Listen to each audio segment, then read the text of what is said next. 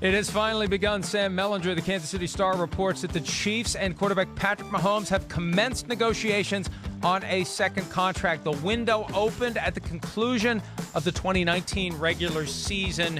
Patrick Mahomes has not been clamoring for a contract, hasn't been jostling, hasn't been demanding that something get done. He's said all the right things. Now it's time for the two sides to do the right thing. And Big Cat, this is something you and I have spoken about earlier.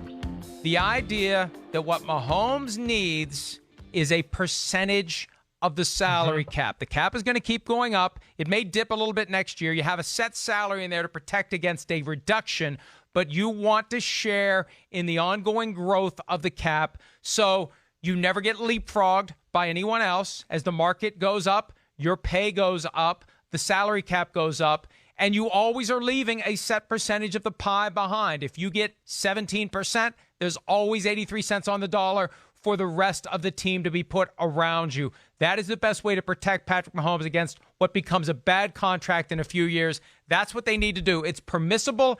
Players have tried to get that term. The teams have resisted. I think the league doesn't want teams to do it. This is the guy. If anyone's going to get it, it's going to be Patrick Mahomes. Yeah, I would love to be a fly on the wall for this negotiation. Just imagining that Patrick Mahomes and his agent show up and they're like, so we just want all the money, and they just have a nice hearty laugh and they're like, sure, deal, no problem. We'll give you all the money.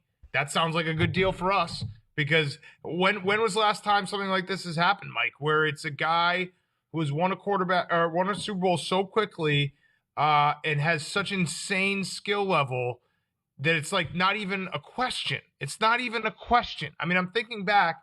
Peyton Manning obviously was a no-doubter, but he hadn't won a Super Bowl. Ben Roethlisberger won a Super Bowl, but he wasn't great in that Super Bowl. He wasn't Patrick Mahomes he was probably the worst winning Super Bowl quarterback at the time. I'm trying, like, who else has ever been in this specific point where they're year 3, 4 of their career, already a Super Bowl title? Russell Wilson. There it is. So there it is. Yeah.